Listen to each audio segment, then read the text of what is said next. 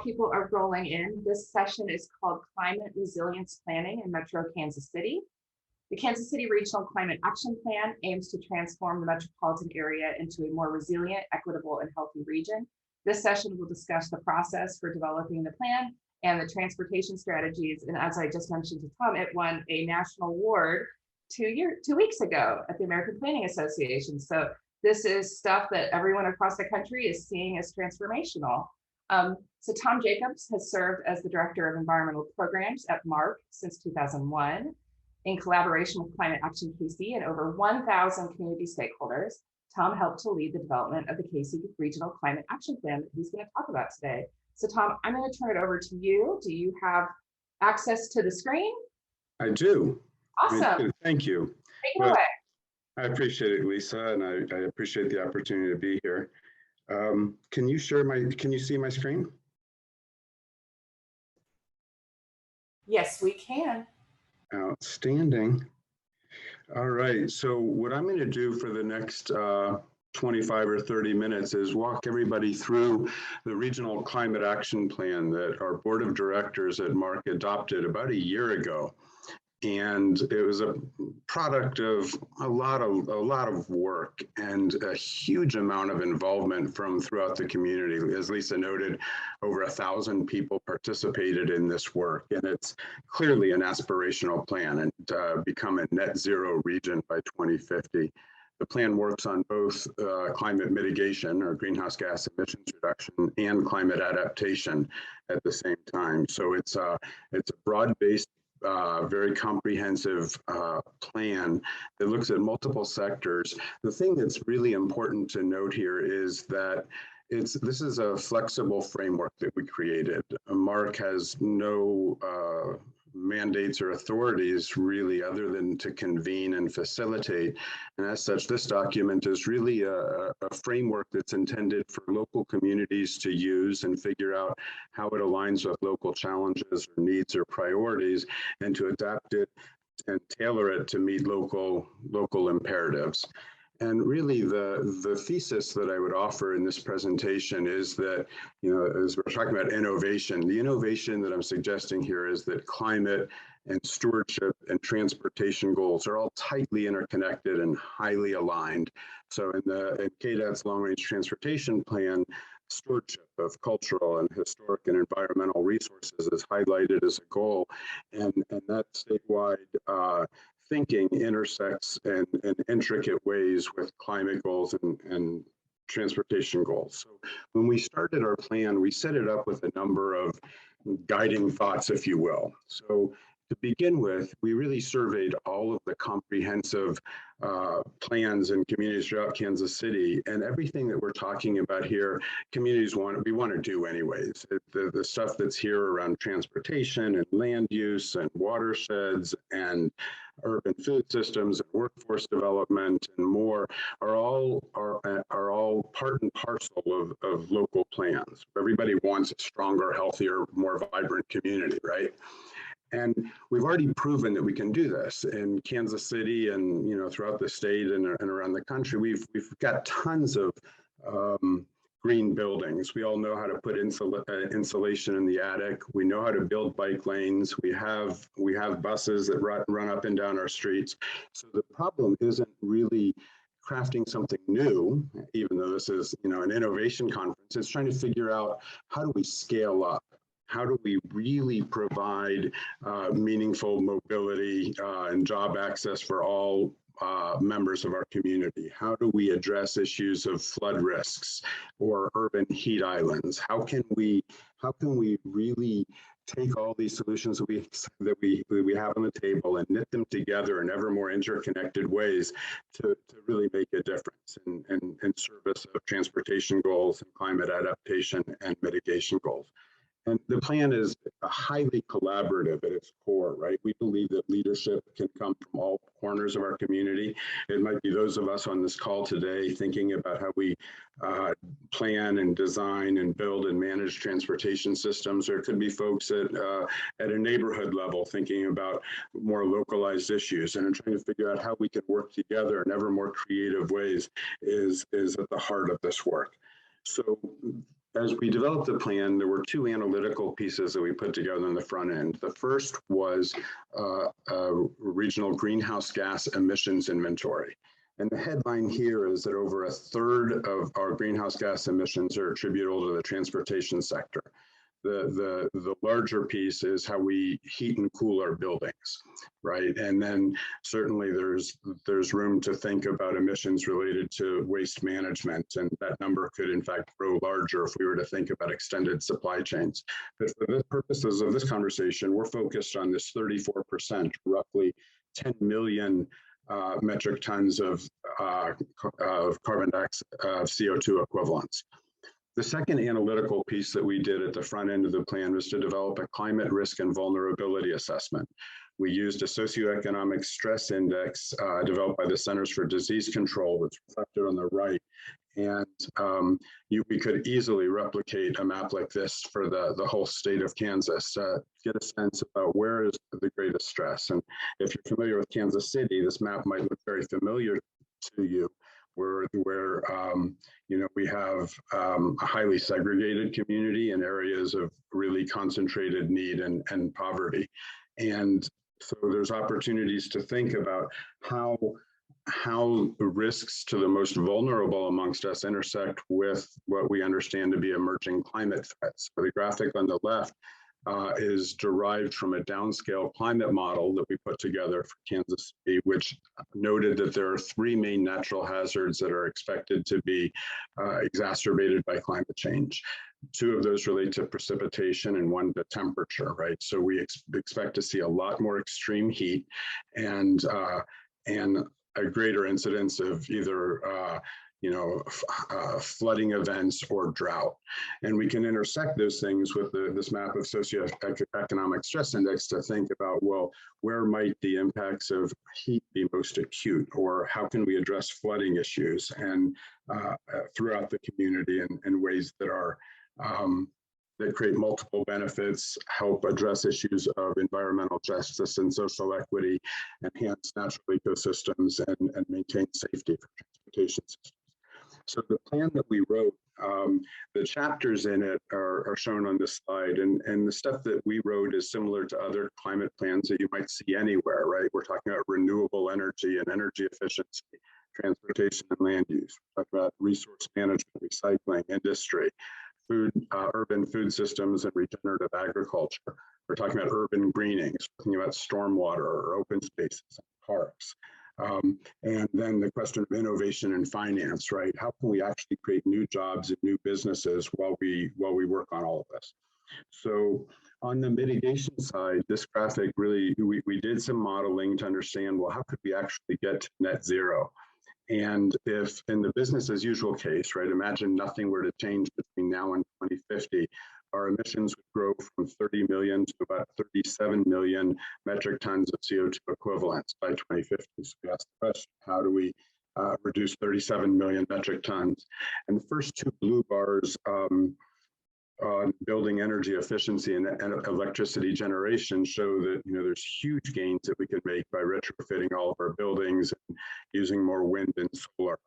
On the transportation side, I'm going to walk you through the list of strategies that were developed in our long-range transportation plan, and kind of dig into that deeper. But surely there are substantial pathways to reduce those emissions.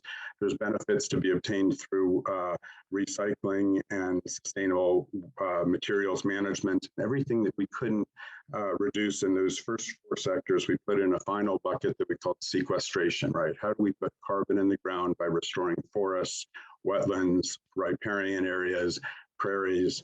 How do we restore natural systems in ways that align with our built environment?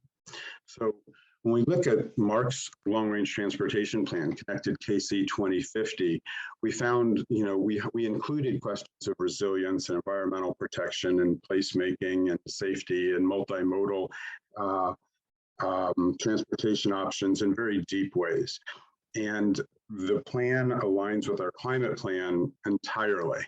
So this graphic on the left, you see the climate goals that are included in Connected KC 2050, and on the right are the transportation plans included in our climate action plan. and they are 100% blind. There's really no daylight there. And so I'll just, first we think about how do we avoid the need to travel. And we said that we're going to try and set a regional VMT goal, VMT per capita goal, to reduce that as best as we can. Second, how do we shift to and increase the share of more environmentally friendly modes? So, how do we increase pedestrian and bicycle activity and public transportation and ride sharing? How do we improve the energy efficiency of transportation modes and vehicle technology?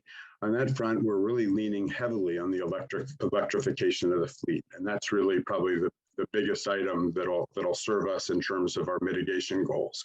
The multimodal and land use kinds of discussions really probably speak more to the adaptation questions and resilience questions.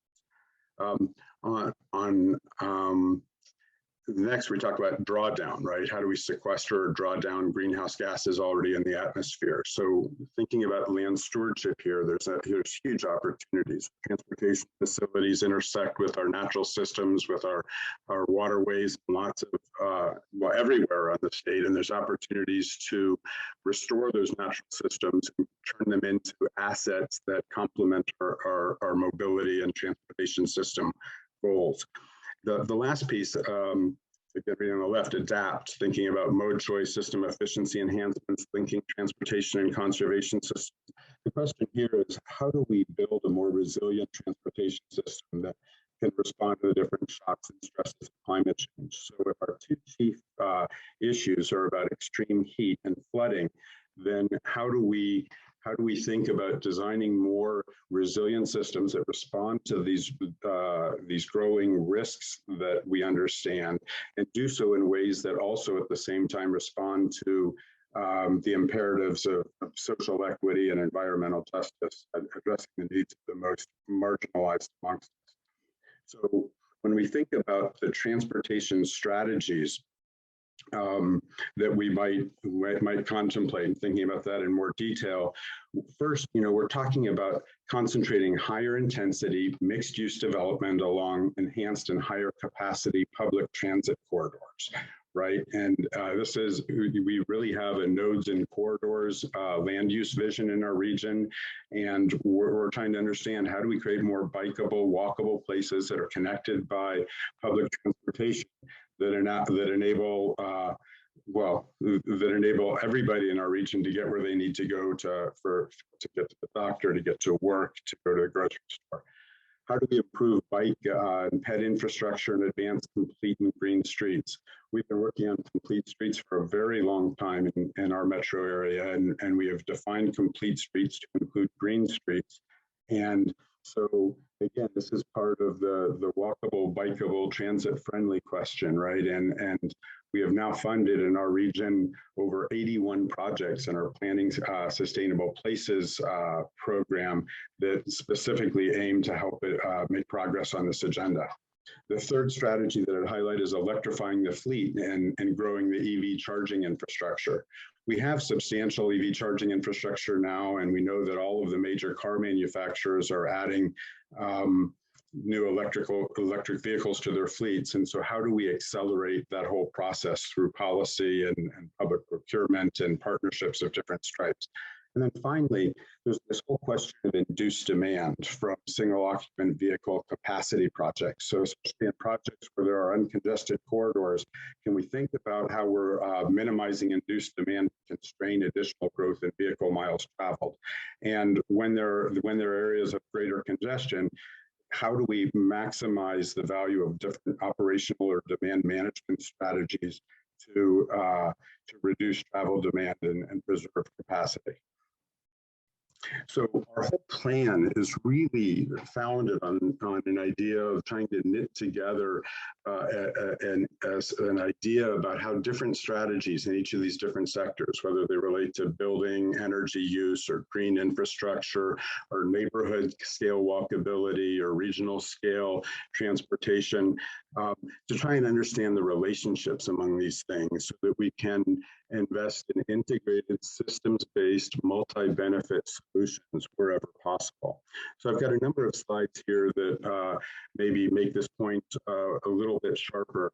I pulled this slide from an effort we did over 10 years ago, and I imagine that Ashton has updated this since, but their ecosystem ideal provides a notion of how we can better integrate environment, land use, and transportation, right? This goes all the way back to Ian McHarg, and it's really not new. But we can root our planning and design practices based on an understanding of natural systems and think about how to protect and preserve those systems while at the same time meeting all of our mobility needs, so that we can build a transportation that meets all of the different goals we might have. So I've done a lot of watershed management work over the years, and you could pick any watershed really to illustrate this point. This one happens to be on the Missouri side. It's the Little Blue River. You know, it includes portions of Lee Summit, Independence, Kansas City, Raytown, Blue Springs, and there's so many roadways that cross through here. And the fundamental point here is that our transportation corridors do not match the natural system geographies that we need to consider in order to deal with issues like flood risk.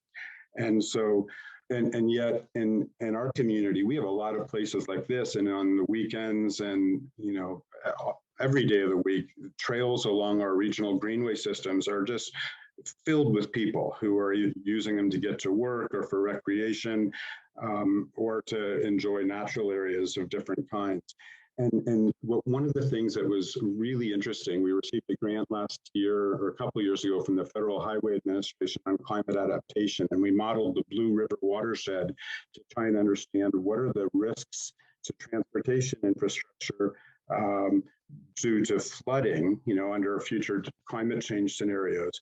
And those risks are, of course, present. And we found that the single most important thing that we could do to reduce those risks is to restore our streamside or riparian habitats.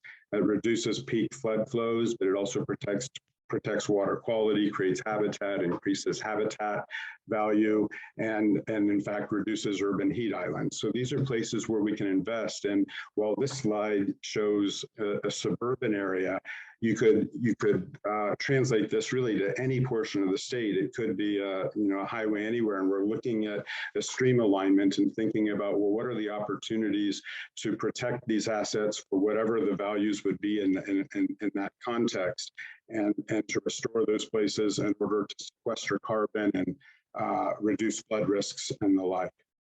As we think about resilient infrastructure and thinking about safe, complete streets, our climate plan is entirely equity centered. We think a lot about issues of public health, social equity, environmental justice, and complete streets are part of this equation, right? And every picture I've ever seen of a complete street is a tree-lined street because it's more comfortable, it's cooler, it's more walkable, it's more interesting. And so it'll be interesting to think about how we can manage, retrofit, design future facilities in ways that address, say, urban heat islands that, that are created by areas of larger thermal mass. And we can cool the city, we can make communities more walkable. If we're thinking about flood risks, right, if we can reduce our impervious areas, that in turn can help make our infrastructure more resilient.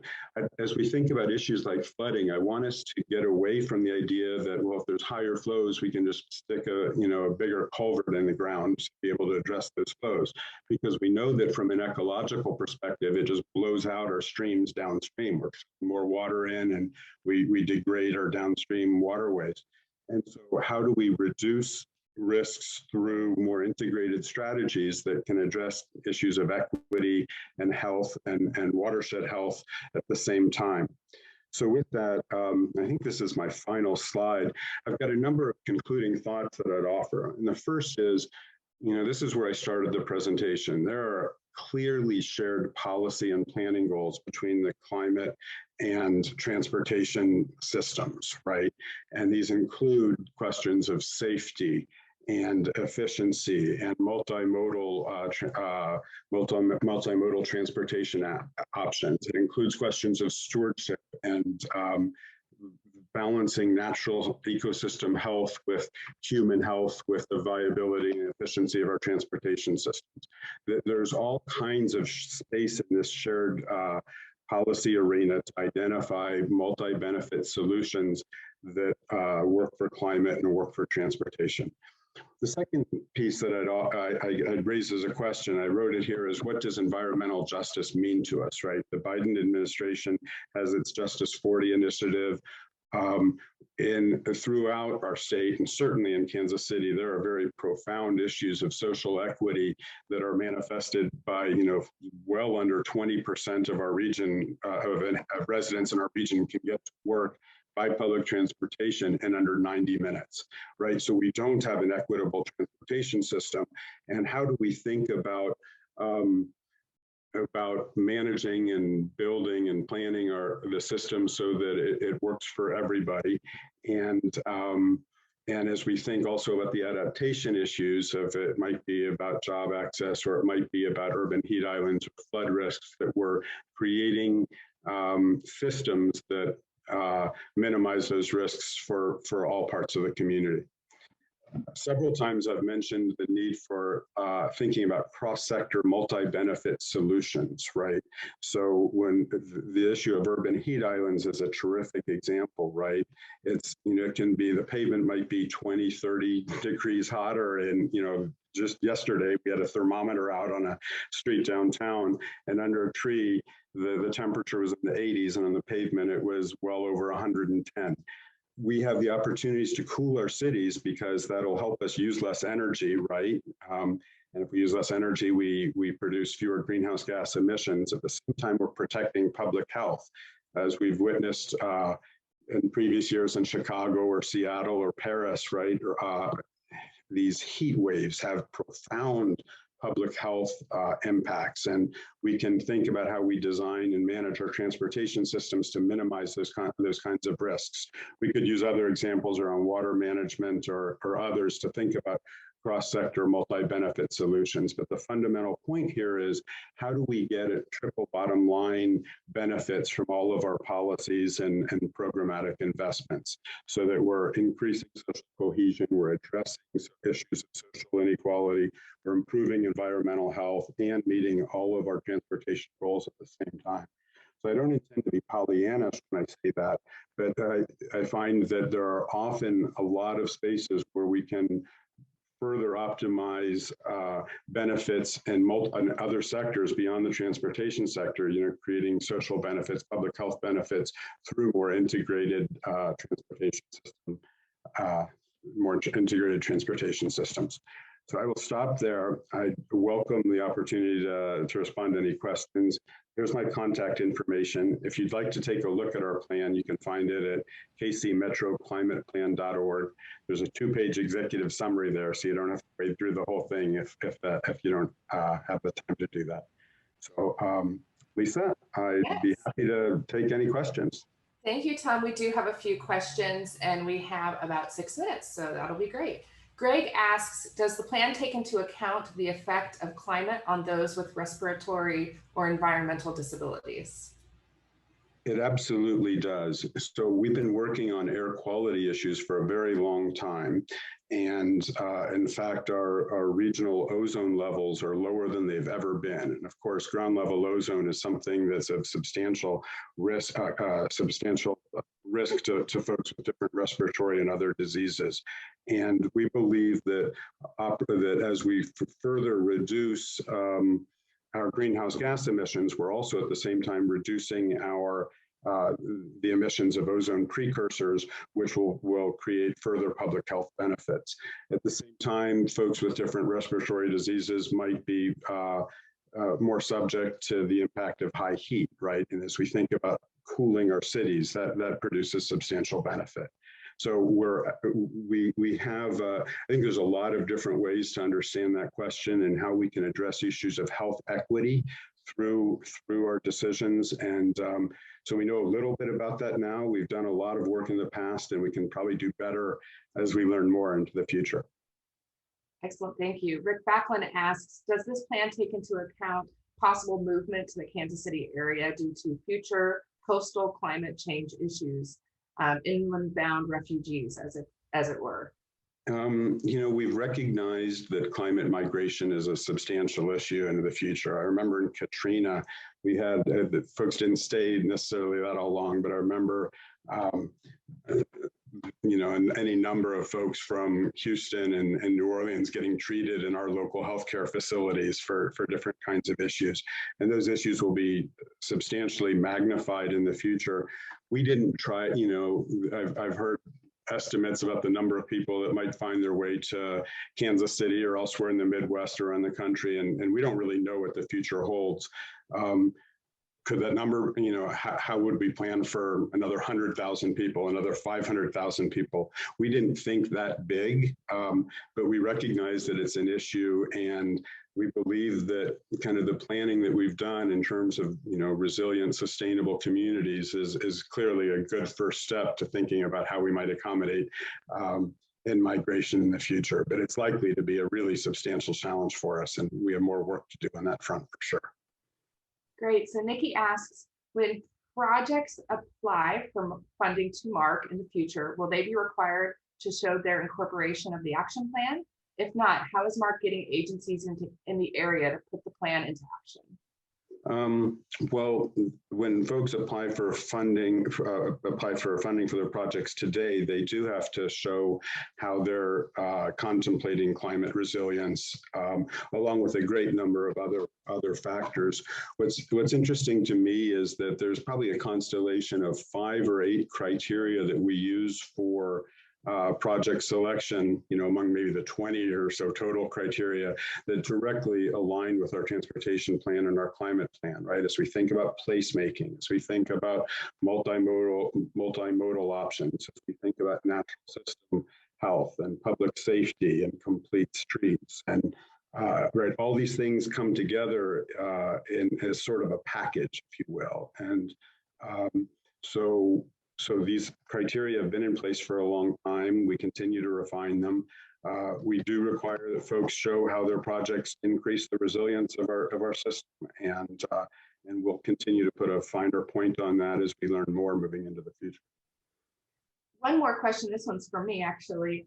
So in Kansas, we have a air quality challenge related to field burning. And the related to what? I'm sorry, Lisa. Field burning and the replenishment of the prairies. How do you include that in there when it's when there are some environmental benefits to the ecosystem for doing that, but there are environmental detriments as well? Yeah, it's a great question. It's one that we've wrestled with together with the Kansas Department of Health and Environment for a number of years, right? Ranchers need to burn their prairies every year to ensure that those prairie systems are healthy and that they maximize forage production, right, for their ranching activities. At the same time, that burning can induce a heavy load of particulate matter in the urban areas, and we've seen that before. And so KDHE has worked with the ranchers and together with MARC and the Air Quality Forum and others to help ensure that the ranchers can essentially stagger their burning, so not everybody's burning at the same time, and they're sharing information about when the weather patterns are such that they might not have as large an impact on the urban populations and all the health problems that can accrue from these really high particulate matter readings. But it's a challenge, right? As in all things, we're trying to balance sometimes competing policy objectives, right? And there's never easy answers. And on this climate and transportation space, I wouldn't pretend that these answers are easy, but I do know with 100% confidence that there's a lot of unexplored territory where we could make investments that have better impact on for both climate and transportation at the same time. And that's the key message I'd want to leave everybody with. Thank you, Tom. Thank you so much, Tom Jacobs, for being with us this morning. We are going to move on to our next session. We'll see you there.